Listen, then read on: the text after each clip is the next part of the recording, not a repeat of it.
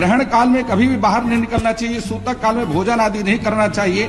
उमाकांतानंद जी ने बहुत अच्छी बात कही कि उससे जठराग्नि जो है कमजोर हो जाती है, ग्रहण काल में आपके लिए हानिकारक हो जाते हैं। राजकुमार जी, आप बोल रहे हैं कि आप कुछ खाइए मत, गौहर रजा साहब कुछ खाते हुए ये जताने की कोशिश कर रहे हैं कि खाना एक सामान्य प्रक्रिया है।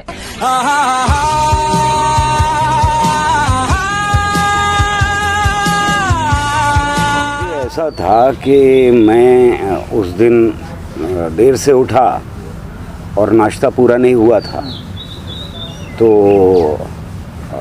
टाइम हो गया टेलीकास्ट का, तो मैं अपना नाश्ता लेके वहीं चला गया था और ये सोच रहा था कि भाई जब ब्रेक होंगे बीच में 2 घंटे 2.5 घंटे बैठना है और बात करनी है सूर्य ग्रहण के बारे में, बच्चों को समझाना है, देश के लोगों को समझाना है।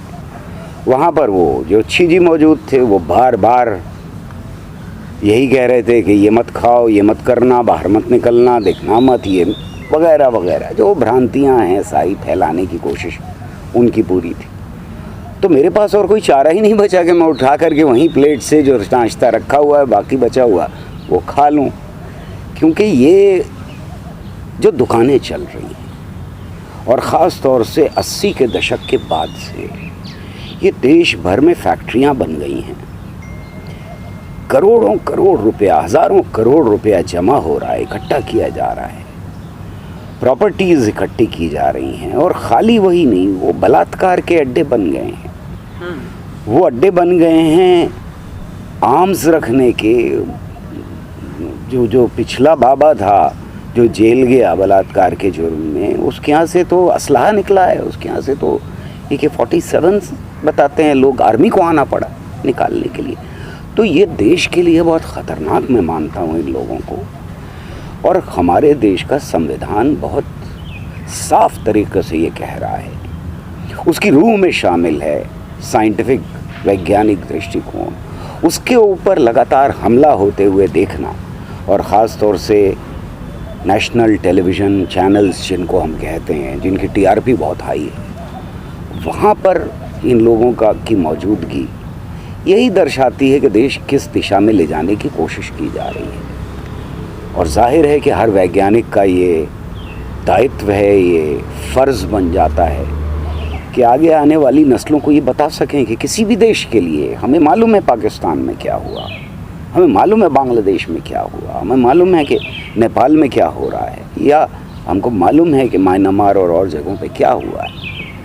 धर्म को बहुत आसानी से इस्तेमाल कर लिया जाता है अंधविश्वास फैलाने के लिए, अंधविश्वास का बहुत आसानी से गठजोड़ हो जाता है राजनीति के साथ, और ये राजनीति जो है वो मुल्क को तबाही की तरफ ले जाती है। ये हमने हर ऐसे देश में देखा है जिसका आधार धर्म के ऊपर रखने की नाम के ऊपर अंधविश्वास के ऊपर रखा। ये कि वैज्ञानिक मसले के ऊपर बुला करके आप ज्योतिषियों से बात करवा रहे हैं, आप कोशिश ये कर रहे हैं कि ज़्यादा से ज़्यादा अंधविश्वास फैले, और बार बार एंकर को ये कहना पड़ता है, क्योंकि अगर आप देखें ऐसे हर प्रोग्राम में, चाहे कोई भी चैनल, हमारा संविधान उसको रोक रहा है कहने से, तो इसलिए वो तरीका निकाल लिया है उन्होंने कि हम दोनों पक्ष रख रहे हैं। अरे दोनों पक्ष क्या होते भाई? वैज्ञानिक विचारधारा में दोनों पक्ष क्या होते हैं? आप जब अमन की बात होती है, देश के बचाव की बात होती है, तो क्या आप टेररिस्ट को उतना ही टाइम देंगे कि दोनों पक्ष रख रहे हैं हम? तो जी मतलब आप AK-47 लिए कोई खड़ा हुआ है, आप उसका पक्ष रखने की कहेंगे कि दोनों, जो मर गया जिसको उसने बॉम्ब ब्लास्ट कर दिया उसको भी उतना ही टाइम देंगे और टेररिस्ट को भी? क्या मतलब है भाई? ये कौन सा पक्ष विपक्ष की बात हो रही है? ये कोई कुश्ती है? ये बहुत बड़ी बदकिस्मती रही है इस देश की कि इस देश में साइंटिफिक लेवल के ऊपर बहुत गैर जिम्मेदार प्रधानमंत्री मौजूद है। कहीं जाकर के वो A+B² सुनाते हैं, कहीं वो साइंटिस्ट के बीच में बैठ करके कहते हैं कि गणेश जी जो हैं वो प्लास्टिक सर्जरी का प्रमाण है, कहीं वो कहते हैं कि सर्जिकल स्ट्राइक करनी है तो बादल के पीछे छुप के चले जाओ। शर्म नहीं आती ये कहते हुए? देश को रिप्रेजेंट करने वाला जो पहला आदमी होता है वो प्रधानमंत्री होता है, उसका जो भी एक लफ्ज़ मुंह से निकालता है वो और देश दुनिया के भी सीरियसली लेते हैं उस बात को। उसको ध्यान रखना चाहिए। उसको ये ध्यान रखना चाहिए कि तक्षशिला बिहार में नहीं है। उसको ये पता करके बोलना चाहिए। मैं अगर बोलूं, कोई और अगर बोले, गलती कर दे, कोई बात नहीं है। शायद इग्नोर कर दिया जाए एक आदमी को, और ऐसे बहुत सारे लोग थे जो बेवकूफ़ थे, जो विज्ञान के खिलाफ बोलते रहे। लेकिन जब एक प्रधानमंत्री विज्ञान के खिलाफ बोलता है तो फिर देश बोल रहा होता है विज्ञान के खिलाफ। खाली ये खतरा नहीं, खतरा और भी बहुत बड़ा है। जब नेहरू ने कहा और अपनी किताब में लिखा कि अब ये देश साइंटिफिक टेम्पर के आधार पर, वैज्ञानिक दृष्टिकोण के आधार पर आगे आने वाले वक्तों में तरक्की करेगा, तो हमने देखा कि साइंटिफिक कम्युनिटी को एक रिस्पेक्ट देश के अंदर दी गई। न सिर्फ ये, बल्कि वैज्ञानिकों ने इस देश को 70 सालों में वहाँ ले जा कर के खड़ा कर दिया जहाँ हम फ़ख्र से कह सकते हैं कि हमने न्यूक्लियर टेक्नोलॉजी में बहुत बड़ा काम किया है, किसी भी देश के बराबर है। हमने स्पेस टेक्नोलॉजी में बड़ा काम किया है, किसी भी देश के हम बराबर हैं। हम दूसरे देशों के साइंटिस्ट के साथ खड़े होकर के कंधे से कंधा मिला करके बात कर सकते हैं। और देशों के अंदर जहाँ साइंटिफिक कल्चर डेवलप नहीं किया गया, उन जगहों पे कोई दूसरा साइंटिस्ट उन्हें सीरियसली नहीं लेता। हमारे देश के साइंटिस्ट को, वैज्ञानिकों को सीरियसली लिया जाता है दुनिया में। यहाँ पर 70 साल में हम पहुँचे हैं। नेहरू के वो 10 पेज हैं किताब के अंदर जो साइंटिफिक टेम्पर की बात कर रहे हैं, उससे एक सिलसिला शुरू होता है। पर जब प्रधानमंत्री ये कहता है, कोई बेवकूफ़ चलता हुआ आदमी सड़क के ऊपर ये बात कह दे तो कोई फ़र्क नहीं पड़ता। ये देश की पॉलिसी बन जाती है कि अब साइंटिफिक टेम्पर के ऊपर, वैज्ञानिक दृष्टिकोण के ऊपर, वैज्ञानिक विचारधारा के ऊपर, विज्ञान के ऊपर जैसा चाहे हमला कर सकते हो। इसकी खुली छूट है। जब प्राइम मिनिस्टर ये कहता है तो फिर मेंबर ऑफ पार्लियामेंट्स उठ के कहना शुरू कर देते हैं इस तरह की चीज़ें कि अगर ऐसे हाथ फेरोगे तो ब्लड प्रेशर बढ़ जाएगा, ऐसे करोगे तो ब्लड प्रेशर घट जाएगा। तब एक जज ये कहता है कि मोर और मोरनी के बीच में संबंध आंसुओं से होता है। तब एक चीफ मिनिस्टर ये कहता है कि हमारे तो पुरातत्व काल में इंटरनेट था। उसकी हिम्मत पड़ती है भाई। नेहरू के ज़माने में नहीं पड़ती थी लोगों की हिम्मत, आज पड़ती। सिर्फ यही नहीं होता कि कहने लगे कि Sita ji test tube baby हैं। ये हमारा जो कल्चर है, जो खूबसूरत चीज़ें इस देश ने पैदा की हैं पिछले 4000 सालों में, उनको तो पैरों से रौंद ही रहे हैं, लेकिन साथ में साइंस को भी रौंद रहे हैं। तो तब फिर ये होता है देश के अंदर कि IITs में बजाय फ्रंट लाइन रिसर्च के जो दुनिया में हो रही है, 5 गव्य पे रिसर्च शुरू हो जाती है। जो पैसा साइंस के लिए हमने थोड़ा बहुत बचा रखा है, वो पैसा फिर गौमूत्र के ऊपर खर्च होता है। वो पैसा फिर संजीवनी बूटी के तलाश करने के ऊपर खर्च होता है। वो पैसा खर्च होता है एक ऐसी काल्पनिक रिवर को निकालने के लिए, खोजने के लिए, जिसका कहीं प्रमाण नहीं है।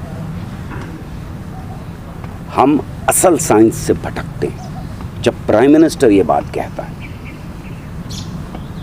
एक बात और समझनी चाहिए कि जब हमने कमर कसी थी, हम एक गरीब मुल्क थे। अंग्रेज़ इस देश को पूरी तरह से चूस करके गए थे। हमारे पास न साइंस थी, न टेक्नोलॉजी थी, न अनुसंधान थे। बीजेपी तो कहती है यूनिवर्सिटीज़ ने लूटा है। हमें ये मालूम है कि कांग्रेस और बीजेपी के बहस में ना पड़ के ये समझने की कोशिश करनी चाहिए कि उस वक्त न देश के अंदर ज़्यादा यूनिवर्सिटीज़ थी, ना अनुसंधान थे, न साइंस थी। और तब भी हमने एक नोबेल लॉरिएट पैदा किया था। हम गरीब देश से, हमने कमर कसी थी, भुखमरी थी इस देश के अंदर। लंबी लंबी लाइनें लगती थी राशन की दुकान के ऊपर। मिडिल क्लास के लोग जो अपने को कहते थे, वो खड़े होते थे कुछ किलो अनाज लेने के लिए। ये था हमारा देश। 70 साल में साइंस के बलबूते के ऊपर हमने यहाँ पहुँचा दिया कि हमारा दुनिया में एक मुकाम कायम हो गया। आज जो हम साइंस के ऊपर हमला कर रहे हैं, जिसकी शुरुआत प्राइम मिनिस्टर से होती है, उस हमले का असर अगले आने वाली कई नस्लों को भुगतना पड़ेगा। शायद हम 70 साल तक भुगतें, अगर बेहतर गवर्नमेंट्स आ गई तब भी ये असर चलता रहेगा। एक बार साइंस में पीछे होने का मतलब होता है कि कम से कम 1 सदी के लिए हम पीछे हो जाएं। साइंस के बिना विश्व गुरु तो क्या, गुरु भी नहीं बन सकते। आज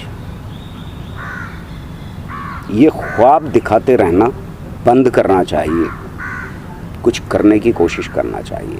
6 साल के अंदर साइंस के ऊपर बजट घटा है, सैकड़ों प्रोजेक्ट साइंस के बंद हो गए। इस बीच में कितने ही साइंटिस्ट ये देश छोड़ करके चले गए। इस बीच में ब्रेन ड्रेन हुआ है। जो यंग लोग थे उन्होंने साइंस छोड़ करके जाने क्या कुछ करना शुरू कर दिया है। वो टीम्स ख़त्म हो गई हैं, चाहे वो CSIR हो, चाहे वो DRD हो, चाहे वो एटॉमिक एनर्जी कमीशन हो, इंक्लूडिंग इसरो से लोग छोड़ करके गए। ये किया है इस सरकार ने। मेरा ख्याल ये है कि दुनिया हंसती है हमारे ऊपर जब हमारा प्राइम मिनिस्टर, हमारा प्रधानमंत्री ऐसी कोई बात कहता है। और ये मैं समझता हूँ कि देश को बदनाम करने वाली बात है। ऐसी कोई भी गैर जिम्मेदारी की बात करना पूरे देश को बदनाम करना है, हमारी सभ्यता को बदनाम करना है। हमने साइंस के अंदर पहले भी बहुत बड़े बड़े काम किए हैं, हमने दुनिया को ज़ीरो दिया है। हमें मालूम है कि हमारे यहाँ का एक बड़ा साइंटिस्ट था आर्यभट्ट, जिसने पहली बार ये कहा कि शायद ज़मीन घूमती है। उसका मजाक तब भी उड़ाया गया था और आज भी इसी तरह से साइंस का मजाक उड़ाया जा रहा है। 90 साल तक अगर आप ये कहते रहें कि इस देश का आधार ये वाला कॉन्स्टिट्यूशन जो हमारा खूबसूरत दुनिया का जाना माना कॉन्स्टिट्यूशन है वो ना हो करके मनुस्मृति को होना चाहिए, तो फिर यही लॉजिकल रास्ता है जो ऐसी सरकार पकड़ेगी। ये वही लोग हैं जिन्होंने झंडा जलाया था, ये वही लोग हैं जिन्होंने कॉन्स्टिट्यूशन जलाया था, ये वही लोग हैं जो किसी भी सूरत से मॉडर्न साइंस को मानने के लिए तैयार नहीं है। इनका एक MHRD मिनिस्टर कह रहा है कि मुझे क्योंकि डार्विनिज्म में यकीन नहीं है इसलिए किताबों से डार्विनिज्म को हटा देना चाहिए। अगर ये मिनिस्टर किसी देश का कहने लगे तो वो फिर पाकिस्तान से अलग नहीं है। पाकिस्तान में भी डार्विनिज्म नहीं पढ़ाया जाता क्योंकि वो इस्लामिक देश है। हमारा देश तो सेक्युलर देश था, हमारे देश में तो डार्विनिज्म पढ़ाया ही जाना चाहिए। ये बहुत अच्छा हुआ कि उनको हटा दिया गया क्योंकि दुनिया में उन्होंने हमको बदनाम करके छोड़ दिया था। ये गैर जिम्मेदारी की चीज़ें देश को बहुत बुरे रास्ते पर ले जाएंगी। लेकिन एक बात सोच लेनी चाहिए और वो ये है कि कोरोना के दौरान इस देश की आम जनता ने पूरी तरह से अंधविश्वासों को नकारा है। जब एक मिनिस्टर ये कहता है कि डार्विनिज्म नहीं पढ़ाना चाहिए तो वो ये कह रहा है कि मैं जनता को डार्विनिज्म नहीं पढ़ने दूंगा, वो अंधविश्वास में जिंदा रहे। मैं अपने बच्चों को ऑक्सफोर्ड भेजूंगा, मैं उनको डार्विनिज्म भी पढ़ाऊंगा, मैं उनको सब कुछ पढ़ाऊंगा क्योंकि ऑक्सफोर्ड में, कैम्ब्रिज में, बर्कले में, इन जगहों के ऊपर तो सब कुछ पढ़ाया जाता है। तो भाग भाग के ये अपने बच्चों को वहाँ भेजते हैं।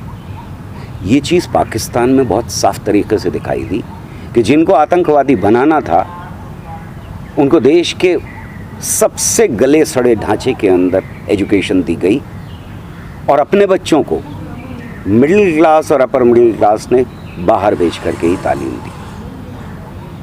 जो मुल्क का हाल हुआ है वो इसी वजह से। डार्विनिज्म हो, न्यूटोनियन फिज़िक्स हो, आज जो कुछ हम ब्रह्मांड के बारे में जानते हैं वो हो, ये इनमें से हर चीज़ से ख़तरा है क्योंकि अगर सवाल पूछने की ताकत आ गई लोगों में, अगर उनको साइंटिफिक सोच आ गई तो फिर वो ये भी सवाल करेंगे कि प्रधानमंत्री ऐसा क्यों है।